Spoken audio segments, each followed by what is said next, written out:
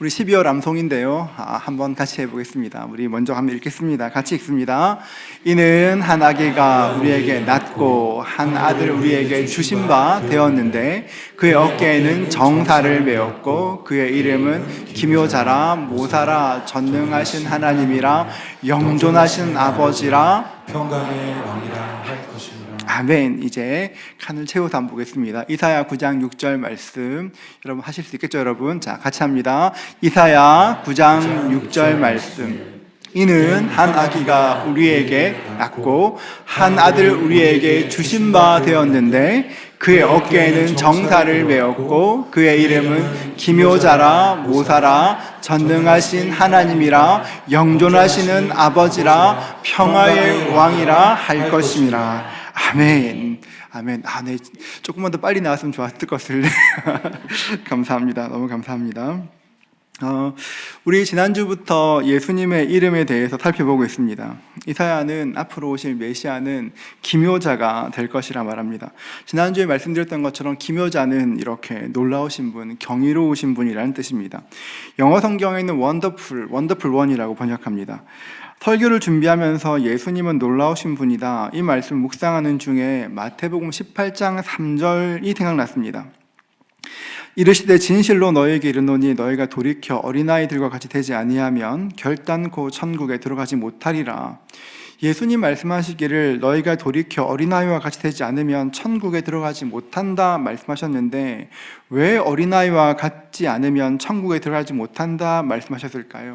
이 말씀이 생각해보니 어린아이의 특징과 관계되어 있는데요. 어린아이의 특징이 무엇이겠습니까? 놀라움 아니겠습니까? 모든 것을 아이들은 신기해합니다.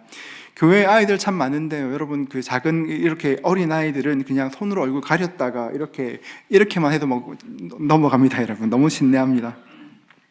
생각해보니까 제가 꽤 어릴 때 교회에서 야외 예배 드리러 갔었는데 그 개미굴에서 개미가 왔다 갔다 하는 거 보고 한참 그 앞에 놀았던 기억이 났습니다.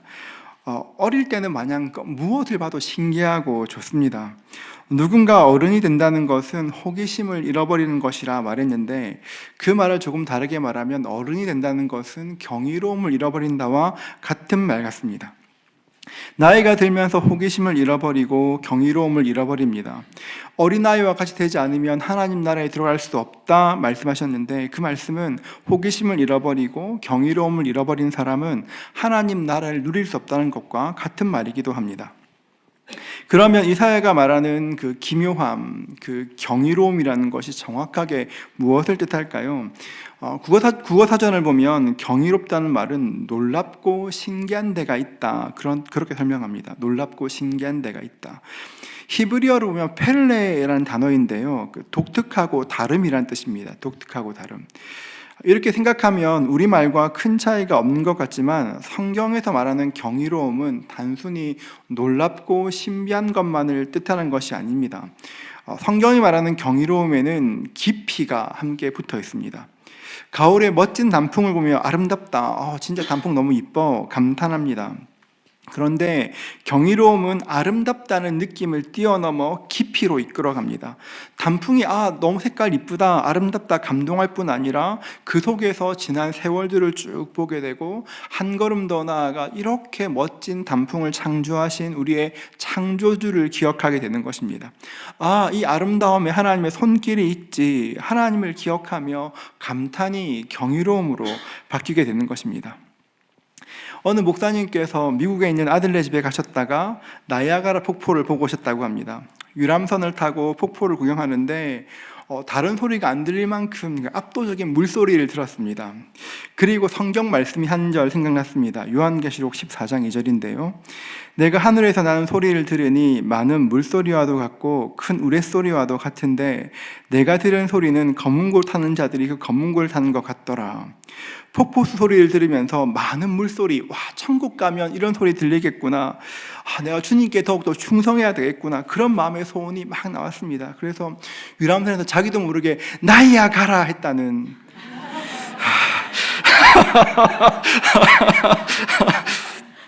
더욱더 충성할 수 있도록 나이야 가라 했다는 그런 이야기를 들었습니다. 저도 부끄럽습니다, 여러분. 비록 나이아가라를 맺히진 않았지만 저도 그런 순간 경험한 적이 있습니다. 지금은 가기 힘든 곳이 되었지만 이집트에 가면 시내산이 있습니다. 요즘은 테러 때문에 낮에 올라가서 주변에 돌아보고 내려오는데, 예전에는 한 새벽 2시쯤 이렇게 출발해서 산을 오르고 이렇게 시내산 일출을 보는 것이 일반적인 일정이었습니다. 새벽 한 2시쯤 이렇게 출발하면 새벽 한 5시 반쯤 되면 정상에 도착합니다. 산에 오를 때도 사람이 많다 생각이 드는데, 산에 꼭대기 올라가면 진짜 전 세계에서 온 사람들이 정말 많습니다. 많은 사람들이 그 산 위에서 해가 떠오르기를 기다립니다.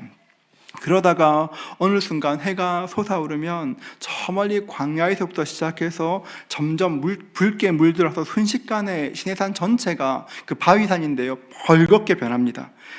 해가 뜨고 나면 누가 먼저라고도 할 것 없이 산에 있는 모든 사람들이 각 나라의 언어로 하나님을 찬송합니다. 주 하나님 지으신 모든 세계, 이 찬양을 다 같이 각 나라의 언어로 막 찬양합니다. 서로 다른 언어로 하나님을 찬송하는 것을 듣다 보면 와, 천국이 있다면 이런 것이겠구나, 그런 마음 듭니다. 여러분, 경이로움이라는 것은 어떤 자극을 통해서 발견하는 것이 아니라 우리의 내면 깊은 곳에서부터 솟아나는 것입니다. 어떤 사람들은 경이로움을 경험하기 위해서는 무지함에 근거한다고 생각합니다. 모르는 것을 알게 되면 놀랍고 경이로워한다는 것입니다. 아라비아 로렌스라는 영화에 보면 처음 도시로 나온 베두인들의 모습이 이렇게 묘사되는데요, 화장실에서 수도꼭지만 돌리면 물이 나오는 것을 보고 다시 사막으로 돌아갈 때 은근슬쩍 그 수도꼭지를 떼어가는 모습이 나옵니다. 모르는 것을 경험하게 되면 놀라움이, 경이로움이 생기는 것입니다. 모르는 것을 알 때에도 경이로움이 있지만 진짜 경이로움은 모르는 것에서 시작되는 것이 아닙니다. 나의 문화유산 답사기 1권에 보면 최홍준 교수님께서 이런 말씀하셨는데요, 사랑하면 알게 되고 알게 되면 보이나니 그때 보이는 것은 전과 같지 않으리라. 제가 너무 좋아하는 이야기인데요, 사랑하면 알게 되고 알게 되면 훨씬 더 많이 보인다는 것입니다. 참된 경이로움은 모름이 아니라 지식에 근거하는 것입니다. 알면 알수록 더욱 놀라게 됩니다.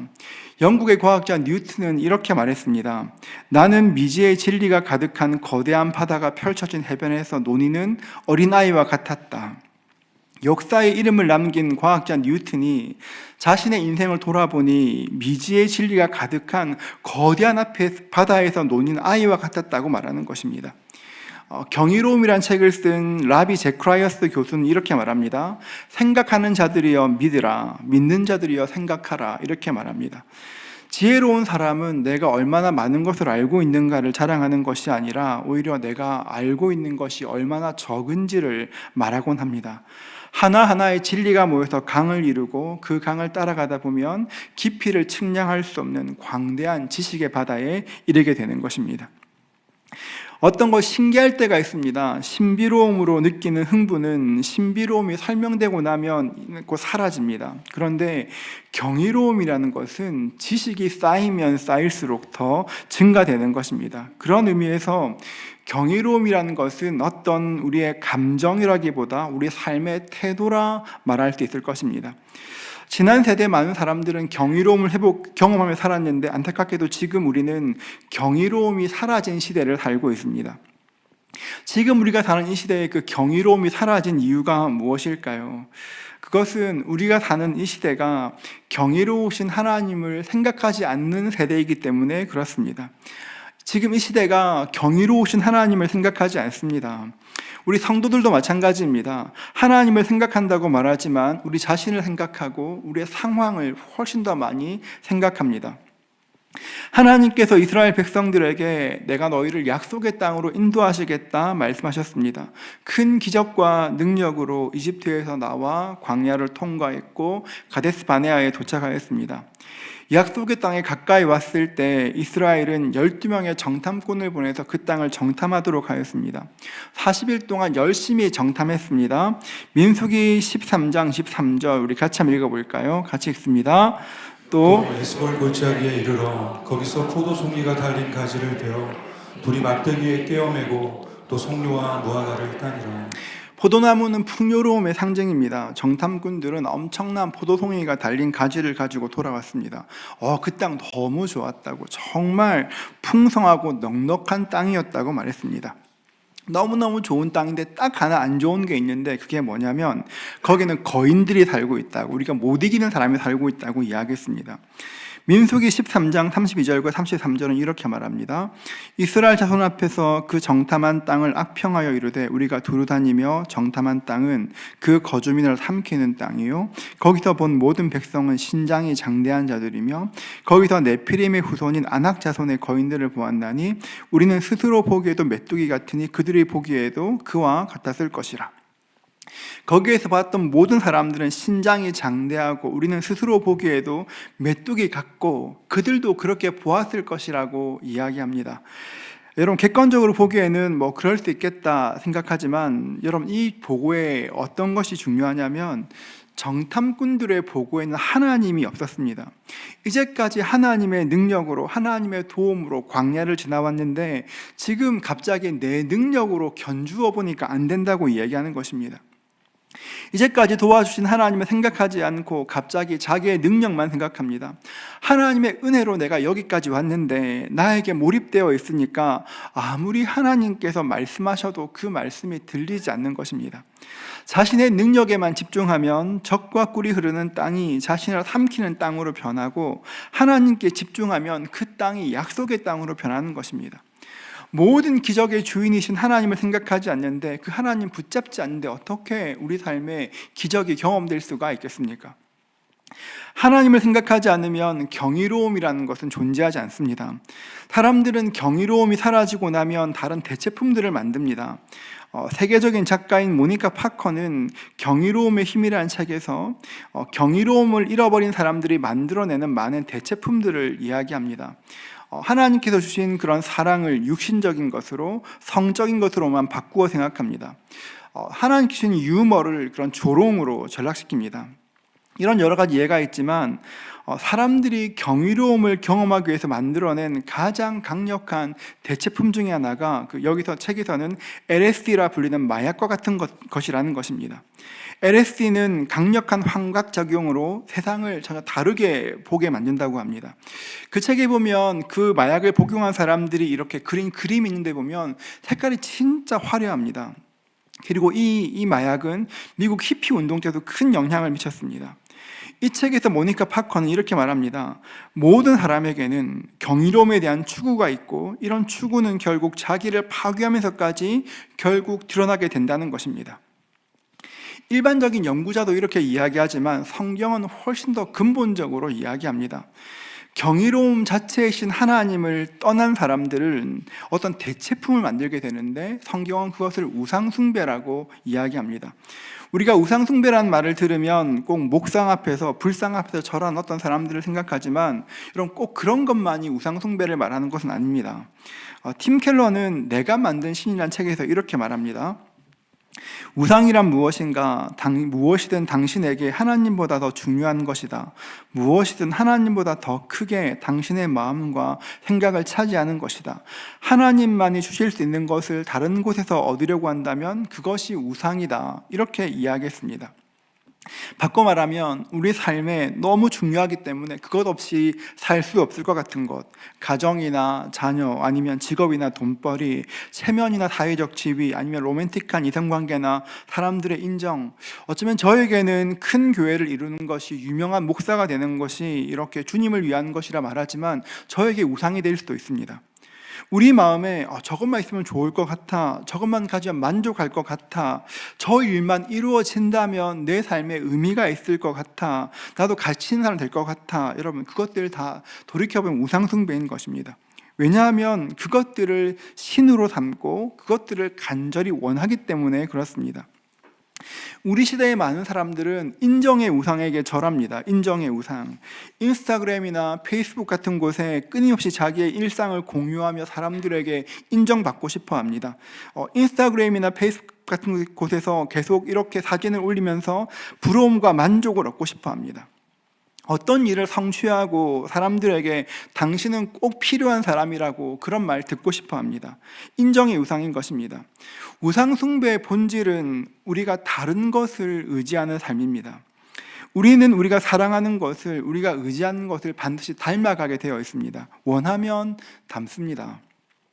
옥하는 목사님의 설교집에 나오는 이야기인데요, 어느 유명한 스님이 절에 앉아서 날마다 절 앞에 있는 큰 바위를 바라보며 40년 동안 명상을 했다고 합니다. 40년 동안 살다 보니 나중에 그 스님의 그런 인상이 그 바위처럼 변했다고 그런 이야기 있었습니다. 사랑하면, 원하면, 바라보면 반드시 닮게 되어 있습니다. 우리가 사람이 만든 것을 사랑한다면 우리도 그 사람 만든 것처럼 변하게 될 것입니다. 우리가 섬기는 것이 인위적인 대용물이라면 우리도 인위적인 것으로 바뀔 것입니다. 우리 삶에 어떤 대용물을 통해서 만족하기를 원하면 우리의 가슴을 떨리게 할 그 감각은 닳고 마비되어 없어지게 될 것입니다. 여러분, 이게 참 중요한 것은 우리 삶에 경이로움이 사라지고 나면 우리의 인간다움도 같이 사라지게 되는 것입니다. 오늘 말씀인 이사야 9장 6절에는 메시아가 이런 분이라 이야기합니다. 9장 6절 우리 같이 한번 읽겠습니다. 함께 한번 더 읽습니다.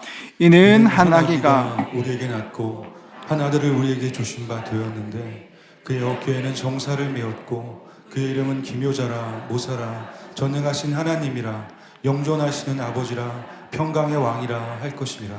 지난 시간 말씀을 나누었던 것처럼 한 아기가 낳고, 이 말은 메시아는 100% 사람이시고 한 아들을 주신 바 되었다 말합니다. 메시아는 100% 하나님이십니다. 그 메시아의 어깨에는 정사를 메었고 메시아가 통치하면 어떤 일이 일어날 것인지를 말씀하시는데, 가장 먼저 말씀하시는 것이 우리 구원자 예수님이 기묘자가 될 것이라 말씀합니다. 기묘자, 원더풀원이 될 것이라 말씀하십니다. 왜 우리의 구원자를 기묘자로 소개할까요? 왜냐하면 예수님만이 우리 삶에 참된 경이로움을 회복시키시기 때문에 그런 것입니다. 예수님께서 제 아들과 함께 갈릴리 가나 지방의 한 결혼식에 참석하셨습니다. 평범한 결혼식이었습니다. 잔치에 포도주가 떨어졌습니다. 예수님께서는 우리가 마시는 물로 포도주를 만드셨습니다. 평범한 하인들이 평범한 물을 평범한 항아리에 갖다 부었는데 결혼식장으로 가지고 가니까 기가 막힌 포도주로 바뀌었습니다. 예수님께서 평범한 어부였던 베드로에게 찾아오셨습니다. 만약 베드로가 예수님 만나지 못했다면 아마 베드로와 친구들은 갈릴리에서 평생 동안 고기 잡는 어부로 살았을 것입니다. 그런데 예수님 말씀을 듣고 깊은 곳에 그물을 내렸을 때 잡은 것이 심이 많아, 이게 리듬이 생기는데 잡은 것이 심이 많아 그물이 찢어지는 그런 일이 일어났습니다. 폭풍이 몰아치던 밤 베드로는 바다 위로 걸어 예수님께서 오시는 것을 보고 외쳤습니다. 마태복음 14장 28절인데요. 베드로가 대답하여 이르되 주여 만일 주님이시거든 나를 명하사 물 위로 오라 하게 하소서 하니, 베드로는 소리쳤고 물 위를 걸었습니다. 여러분, 주님께 터치되는 모든 것들이, 주님께 만져지는 모든 것들이, 주님이 일하시는 모든 것들이 아름답게 되고 경이롭게 되고 놀랍게 변하였습니다. 우리 예수님은 눈먼 사람의 눈을 뜨게 하셨습니다. 듣지 못하는 사람을 듣게 하셨습니다. 걷지 못하는 사람을 걷게 하시고 춤추게 하셨습니다. 저는 우리 교회도 이런 일이 있으면 좋겠습니다. 여러분, 하지만 그런 기적만이 전부는 아닙니다. 마태복음 6장 28절은 이렇게 말합니다. 또 너희가 어찌 의복을 위하여 염려하느냐? 들의 백합화가 어떻게 자라는가 생각하여 보라. 수고도 아니하고 길쌈도 아니하느니라. 들에 있는 백합화를 보면서 하나님의 공급하심을 보게 하고 안심하라 말씀하셨습니다. 마태복음 10장 29절입니다. 한번 보십시오. 참새 2마리가 한 아사리온에 팔리지 않느냐. 여러분, 참새 값을 잘 보십시오. 2마리가 한 아사리온이라 이야기합니다. 아사리온은 화폐 단위입니다. 참새 2마리가 한 아사리온에 팔립니다. 그런데 누가복음 12장 6절을 보면 우리 같이 한번 읽겠습니다. 함께 읽습니다. 참새 5마리가 2 아사리온에 팔리는 것이 아니냐. 그러나 하나님 앞에는 그 하나도 잊어버리시는 바 되지 아니하는도다. 여러분, 마태복음에서 참새 2마리가 한 아사리온 그러지 않았습니까? 근데 누가복음에서는 5마리가 2 아사리온에 팔린다고 이야기합니다. 원래 2 아사리온은 몇 마리가 되어야 됩니까? 4마리. 여러분, 산소가 어려우시죠, 여러분? 4마리가 되어야 되는데 1마리 덤으로 더 주는 것입니다. 그런데 우리 주님께서 말씀하시기를 그러나 하나님 앞에서는 그 하나도 잊어버리신 바 되지 아니하는도다. 그러니까 덤으로 팔려가는 그 참새 한 마리도 잊지 않으신다 말씀하시는 것입니다. 참새를 통해 하나님이 우리를 얼마나 세밀하게 살피시는지, 얼마나 섬세하게 바라보시는지를 보여줍니다. 여러분, 기묘자이신 예수님의 시선으로 바라보면 세상 모든 것에 역사하시는 하나님의 손길을 볼 수 있고, 평범한 우리의 일상이 하나님과 동행하는 삶으로 바뀌어가는 것입니다. 성경을 보면 예수님에 대한 모든 것들은 경이로움으로 가득합니다. 예수님의 탄생이 그랬고, 예수님이 사셨던 삶이 그러셨고, 하셨던 말씀이 그러셨습니다. 누가복음 4장 22절은 이렇게 말합니다. 그들이 다 그를 증언하고 그의 입으로 나오는 바 은혜로운 말을 놀랍게 여겨 이르되, 이렇게 이야기합니다. 예수님의 말씀이 그렇게 은혜로웠던 이유가 무엇일까요? 예수님 말씀이 그렇게 놀라웠던, 경이로웠던 이유가 뭘까요? 요한복음 6장 63절인데 우리 같이 한번 읽어볼까요? 함께 읽습니다. 살리는 것이 영이니 육은 무익하니라. 내가 너희에게 이른 말은 영이요 생명이라. 내가 너희에게 이른 말은 영이요 생명이라. 예수님께서는 생명 그 자체이시기 때문에 그렇습니다. 정말 놀라운 것은 생명 그 자체이신 예수님께서 이 땅에 오실 때 죽기 위해서 이 땅에 오셨다는 것입니다. 누군가에게 살 권리가 있다면 분명 예수님이 그 권리를 가지고 계셨을 터인데, 우리 주님께서는 죽기 위해 이 땅에 오셨고 십자가에 달려 우리의 모든 죄와 부끄러움을 짊어지고 죽으셨습니다. 생명이신 예수님께서 우리의 모든 죄를 짊어지고 죄의 값을 지불해 주셨습니다. 그래서 죄인인 우리가 예수님을 인생의 구주로 영접하면, 예수의 생명을 받아들이면 예수의 생명이 우리의 삶에 임하게 되는 것입니다. 그 생명의 빛이 무미건조한 우리 영혼을 비추시고 생기 있는 인생으로 우리 인생 자체를 바꾸시는 것입니다. 저는 개척교회 목사의 아들로 태어났습니다. 어려서부터 교회 다녔고 예수님 계시다는 거 잘 알고 있었습니다. 그런데 사실 예수 안에 생명을 누리지는 못했습니다. 열심히 교회 다녔습니다. 한 번도 빠진 적이 없습니다. 나름대로 종교적인 삶을 살았습니다. 눈에 띄는 일탈 그런 거 없었습니다, 여러분. 지금 생각하면 탕자의 비유에 나오는 첫째 아들 같았습니다. 둘째 아들은 아버지를 떠나 새로운 자유를 얻기 원했지만, 첫째 아들은 늘 아버지와 함께 있었습니다. 함께 있었지만 아버지의 마음도 모르고 아버지와 교제하지도 않았습니다. 요즘에는 이런 관계를 호정메이트라고 표현하더라고요. 그런 관계, 그러니까 같이 있지만 별로 상관없는 삶을 살았습니다. 그러다 보니까 내가 예수를 믿는다고 이야기하지만 가끔 은혜 받을 때도 있지만, 예수님께서 내 삶의 의미가 되신다, 내 삶의 주인이시다 생각하기보다는 그냥 예수님을 내 삶에 흐르는 배경음악처럼 생각하며 살았습니다. 그런데 어느 여름 수련회에서 성령님을 만나게 되었습니다. 어쩌면 저에게는 거듭남의 순간이었는지 모르겠습니다. 실제로 그분이 계시는구나, 내가 교회에서 수도 없이 들었던 그분이 정말 계시는구나, 성령님의 임재를 경험하고 예수님의 사랑을 경험하게 되었습니다. 압도적인 그 임재 앞에 나 같은 사람도 사랑하시는, 용납하시는 그 사랑을 처음으로 경험하게 되었습니다. 그리고 제 삶이 변했습니다. 감히 일탈하지 못했지만 언제나 일탈을 꿈꾸었던 그런 제가 무엇인가 세상에 있는 어떤 것이 내 삶을 만족시켜 줄 것이라 생각했는데, 예수 안에 있는 그 생명이 완전히 압도당하게 되었습니다. 저는 지금도 그 순간이 생생합니다. 예배를 마치고 교회 밖으로 나오는데 밤하늘이 그냥 제가 날마다 보았던 그 밤하늘이 아니었습니다. 하늘의 별을 보는데 얼마나 반짝거리든지 모든 별이 저에게 축하해 축하해 막 이야기하는 것 같았고, 후덥지근한 바람이 불어오는데 그 바람을 통해 하나님의 사랑이 제 가슴을 쑥 지나가고, 교회 앞에 있는 나무들이 한 목소리로 하나님을 찬양하라 외치는 것만 같았습니다. 예수님 만나고 제 삶이 변화되었습니다. 어제가 오늘 같고 어제가 내일 같은 무미건조하던 제 인생에 의미가 생겼습니다. 인생 살만하구나 생각하게 되었습니다. 지금 나누는 말씀의 표현대로 하면 제 인생의 경이로움이 회복된 것입니다. 이것은 지금도 마찬가지입니다. 혹시 우리 중에 예수님을 모르시는 분이 계시다면 그분을 많이 오랫동안 알아왔습니다. 그런데 그분이 내 삶의 주인이 아닌 분이 계시다면 여러분 그분을 여러분의 인생의 주인으로 초대하십시오. 영접하십시오. 요한계시록 3장 20절은 이렇게 말합니다. 우리 같이 한번 읽어볼까요? 함께 읽습니다. 볼지어다 내가 문 밖에 서서 두드리노니 누구든지 내 음성을 듣고 문을 열면 내가 그에게로 들어가 그와 더불어 먹고 그는 나와 더불어 먹으리라. 예수님께서 내 마음에 오시기를 초청하면 그분을 모셔드리면 예수님께서 내 삶의 주인 되실 뿐 아니라 내 삶의 경이로움을 회복시켜 주시는 것입니다. 내 삶의 경이로움이 생기게 됩니다. 예수님께서 우리 영혼의 주인 되시면 완전히 새로운 영적 감각이 생겨납니다. 고린도전서 2장 9절은 이렇게 말합니다. 기록된 바 하나님이 자기를 사랑하는 자를 위하여 예비하신 모든 것은 눈으로 보지 못하고 귀로 듣지 못하고 사람의 마음으로 생각하지도 못하였담과 같으니라. 이렇게 이야기합니다.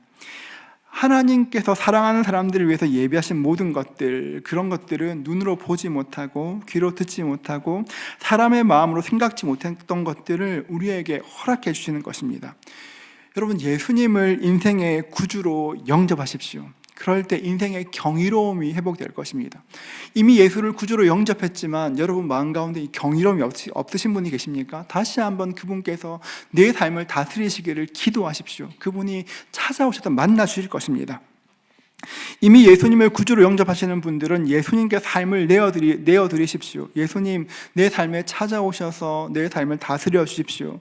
주님께 고백할 때 우리의 인생을 주님께서 완전히 새롭게 만들어 주실 것입니다. 여러분이 상상하는 멋진 집이, 멋진 배우자가, 근사한 여행이 여러분의 인생을 근사하게 만드는 것이 아니라 예수님께서 우리의 인생을 참으로 근사하게 경이롭게 만들어 주시는 것입니다. 이사야는 메시아가 오시면 그분이 기묘자가 되셔서 삶의 경이로움을 회복시키시고 모사가 되셔서 우리 삶을 인도하시고 전능하신 하나님이 되셔서 권능을 베푸신다 말씀하십니다. 영존하신 아버지가 되셔서 유한한 우리에게 영원을 보여주실 것이고 그 왕이 평강의 왕으로 임하실 것이라고 예언하였습니다. 여러분, 그런데 메시아가 이런 분이실 것이라 이사야가 예언하던 그때 이사야의 시대는 어땠을까요? 이사야 9장 2절에 이렇게 말합니다. 흑암에 행하던 백성이 큰 빛을 보고 사망의 그늘진 땅에 거주하던 자에게 빛이 비치도다. 흑암에 행하던 백성이, 여러분 당시 이스라엘은 국가적인 위기 상황 가운데 있었습니다. 이사야 6장 1절은 이렇게 말합니다. 우시아 왕이 죽던 해에 내가 본즉 주께서 높이 들린 보좌에 앉으셨는데 그의 옷자락은 성전에 가득하였고 영적 리더이자 든든한 왕이었던 우시아가 죽고 그 아들 요담이 아하스가 다스리면서 나라가 피폐해졌습니다. 경제적으로 거의 나라가 파산 상태가 되었습니다. 우시아 왕이 살아있을 동안에는 잠잠하던 이웃 나라들이 남유다를 만만하게 보고 침공하기 시작하였습니다. 나라의 존립 자체가 위험에 빠진 것만 같았습니다. 불확실한 미래와 안전에 대한 두려움, 무엇보다 혼자라는 느낌, 무기력하고 절망적인 느낌이 온 나라에 깔려 있었습니다. 나라는 회복될 길이 없는 것 같았고 미래는 암담하기만 하였습니다. 이스라엘 백성들에게는 무엇인가 붙잡을 것이 필요하였습니다. 그 불완전한 시대에, 그 어두운 시대에 하나님의 대답이 무엇입니까? 한 아기가 탄생한다는 것입니다. 한 아기가 탄생하면 메시아가 오시면 바뀔 것이라고 말하는 것입니다. 저는 이사야 9장 6절 말씀을 묵상하면서 이 말씀이 지금 우리가 사는 이 시대를 향한, 조국 대한민국을 향한 하나님의 말씀이라 생각이 들었습니다. 여러분, 우리의 희망은 예수님 한 분밖에 없습니다. 여러분, 세상이 어떤 사람이 나라를 바꾸고 소망을 주는 것이 아니라 오직 예수님만이 세상을 바꾸실 수 있고 예수님만이 참된 희망이 되시는 것입니다. 여러분, 참된 소망이신 예수님을 환영할 수 있기를 주의 이름으로 축복합니다. 다시 한번 9장 2절을 보십시오. 흑암에 행하던 백성이 큰 빛을 보고 사망의 그늘진 땅에 거주하던 자에게 빛이 비추이는도다. 초대교회 성도들은 흑암에 행하던 백성들이 큰 빛을 보고 사망의 땅에서 나아올 것이라 소망을 가졌습니다. 그래서 12월이 되면 대림절이라는 절기를 지켰습니다. 대림절, 오늘 기도하셨는데 예수님께서 오실 것들을 기다리는 절기라는 것입니다. 그래서 여러분, 대림절에는 저희가 이렇게 촛불을 밝힙니다.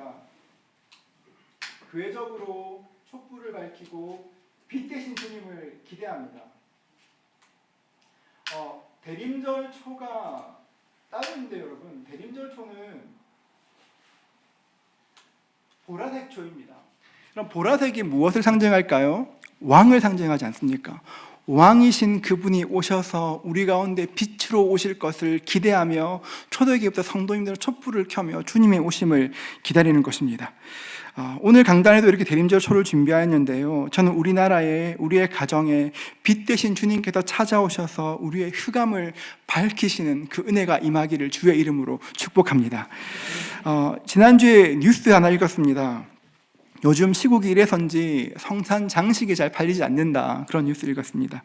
그럴 것 같습니다. 정신없고 어수선한 이때 집에서 크리스마스 트리 꾸미고 그런 장식할 기분 아닐 것입니다.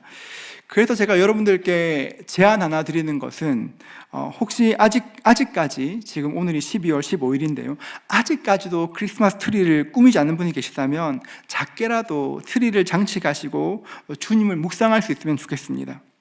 여러분, 우리가 주님을 묵상할 때, 예수 그리스도의 오심을 묵상할 때 시대가 주는 우울함을 이길 수가 있는 것입니다. 이 시대의 혼란은 다른 것이 아니라 예수로 이기는 것입니다. 여러분, 그 주님께서 흑암을 밝히는 빛으로 오시고 이 시대의 소망 되심을 기억하시고 그 소망으로 트리도 태우시고 장식도 하시면 좋겠습니다. 교회 홈페이지에 보면 오늘부터 성탄 사진 게시판이 생겼습니다.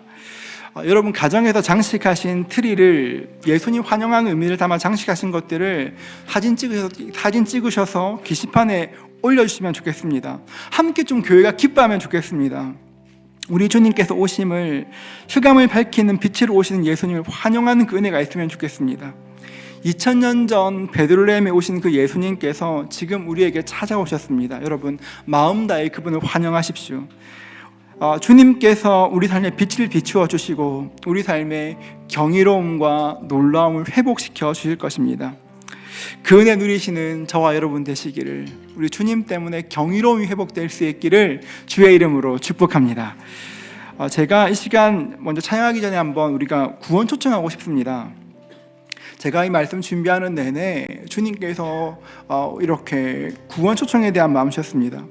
혹시 예수님을 여러분의 인생의 주인으로 모셔야 될 분이 있으십니까? 예수님을 여러분의 구주로 영접하셔서 주님, 제 마음 가운데 경이로움이 회복되고 싶습니다, 주님 주인 되어 주옵소서, 그런 분이 계십니까? 저와 함께 기도했으면 좋겠습니다. 예수님을 구주로 모시고 싶으신 분이 계시면 가슴에 손을 얹고 기도하면 좋겠습니다. 그냥 제가 하는 말 따라하면 됩니다. 자막도 나올 것입니다. 이미 예수님을 구주로 모신 분이 계시다면 다시 다짐한 의미로 우리 한번 함께 손을 얹고 기도하면 좋겠습니다. 우리가 같이 한번 기도할까요? 저를 따라 천천히 읽어보십시오. 하나님, 저는 죄인입니다. 저의 죄를 용서하여 주십시오. 저희 죄를 용서해 주십시오. 예수님께서 저의 죄를 위해 십자가에 죽으시고 부활하셨음을 믿습니다. 예수님께서 저희 죄를 위해 십자가에서 죽으시고 부활하셨음을 믿습니다. 이제 예수님을 저의 삶의 구원자와 주인으로 믿고 따르기 원합니다.